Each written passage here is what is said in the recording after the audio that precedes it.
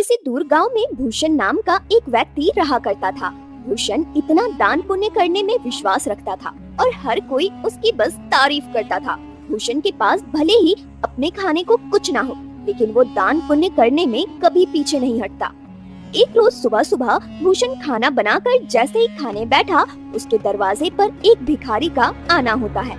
कुछ खाने को दे दो बेटा, कल से भूखा हूँ, कुछ खाया पिया ही नहीं है, अब तो चला भी नहीं जा रहा। अरे काका अंदर आइए, आप मेरे साथ बैठ के खाना खा लीजिए।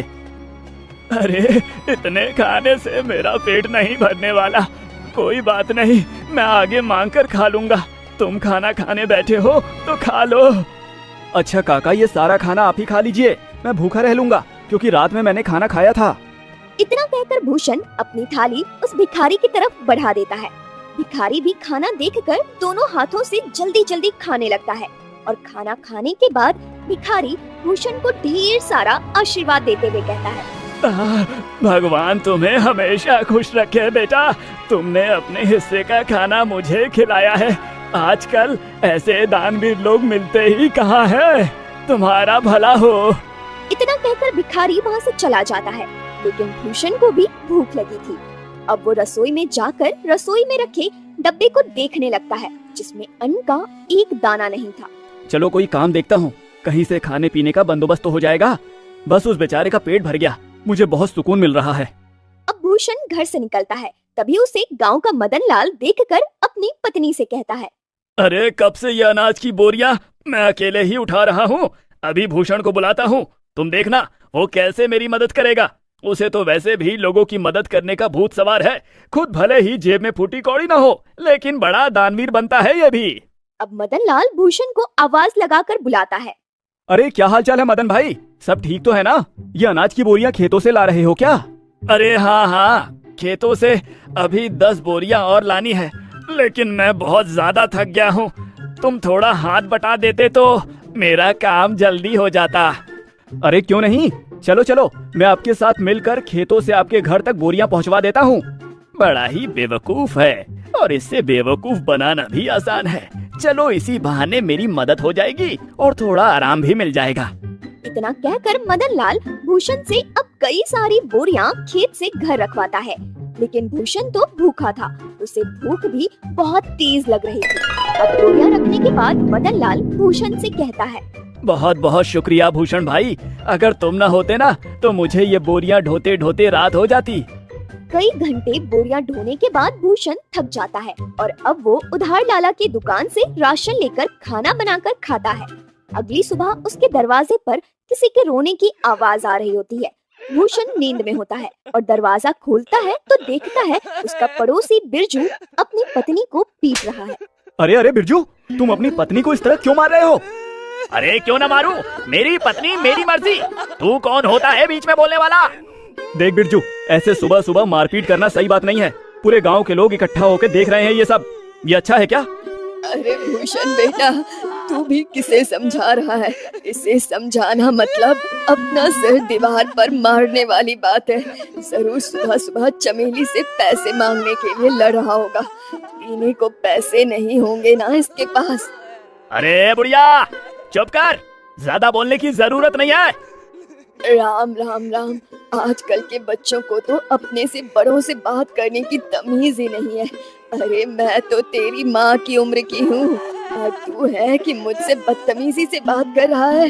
लेकिन मैंने तो नहीं कहा आपको कि मेरे बीच में बोलने के लिए।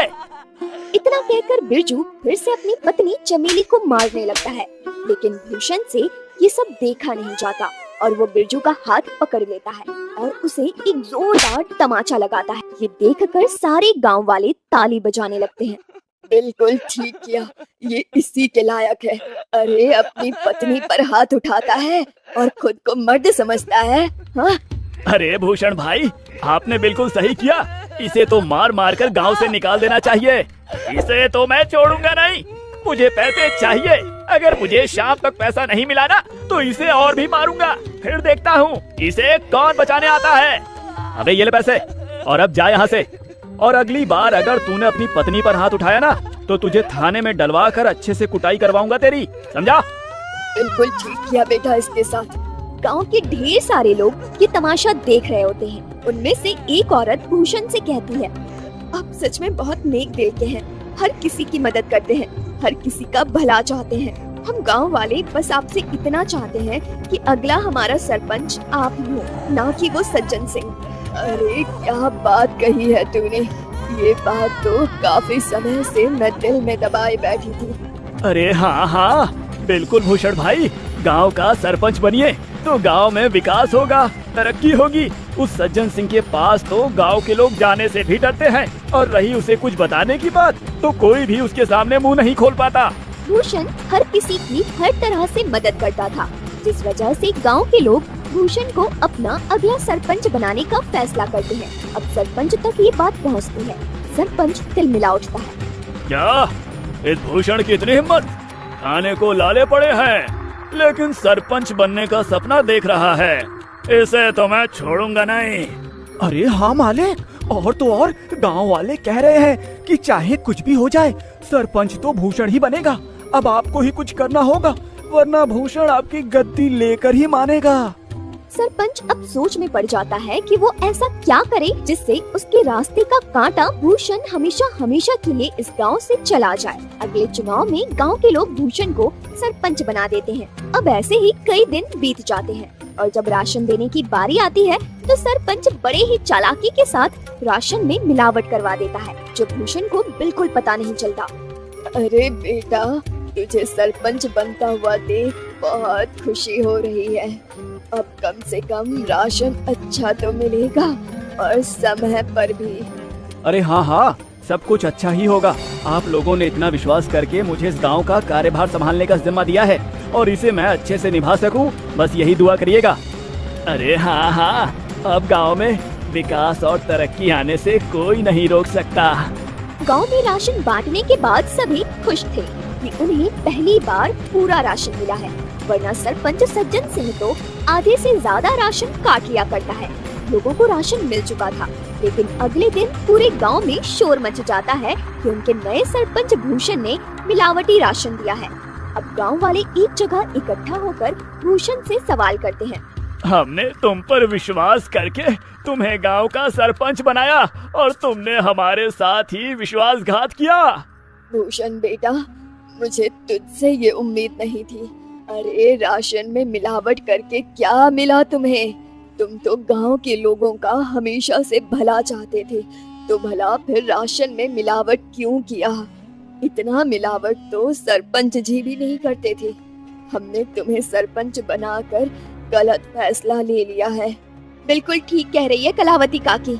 अभी के अभी तुम इस गांव से निकल जाओ। तुम इस गांव में रहने के लायक ही नहीं हो। ये सारी बातें चल ही रही होती है कि तभी वहाँ सरपंच आ जाता है। अरे हाँ हाँ, इसे अभी के अभी गांव से निकाल दिया जाए। इस पर विश्वास करके तो हमने बहुत बड़ी गलती कर दी है। अब भूषण को गांव वाले गांव से निकाल देते हैं। सरपंच और उसका नौकर बहुत खुश थे, क्योंकि ये सब किया धरा तो उनका ही था। अब गांव से निकलने के बाद भूषण काफी दूर आ जाता है। वो थक हार कर एक पेड़ के नीचे बैठकर गांव वालों के बारे में सोचने लगता है।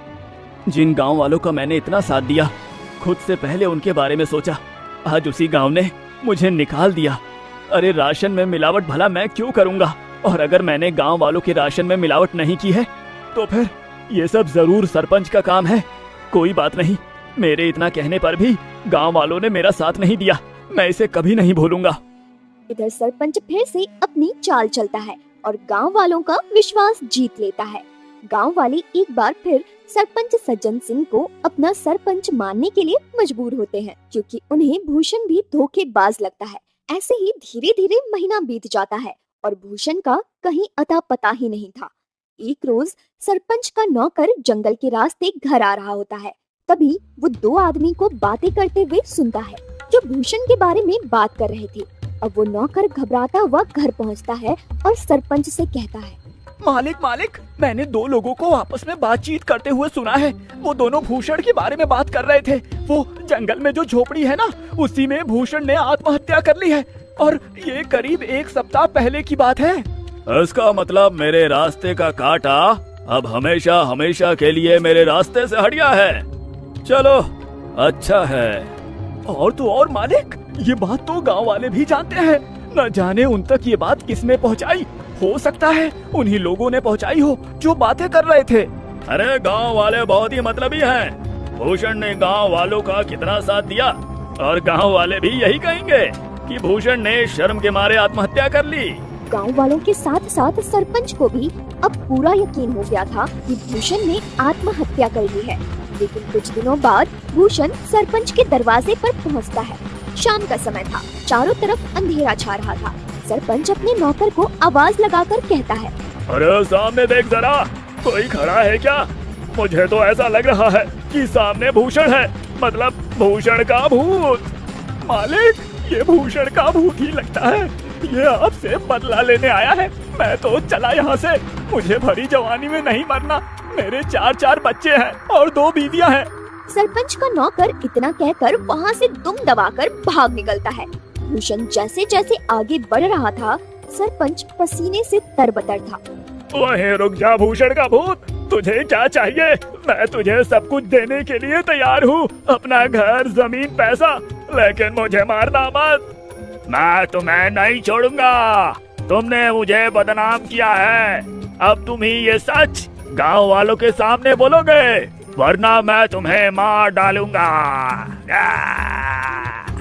अरे हाँ, मैं गांव वालों के सामने सच को बोलने के लिए तैयार हूँ, लेकिन मुझे मारना मत। अब सरपंच रात के समय ही गांव वालों को इकट्ठा करके सबके सामने सच को बोलता है कि उस दिन राशन में मिलावट उसने और उसके नौकर ने की थी, न कि भूषण ने।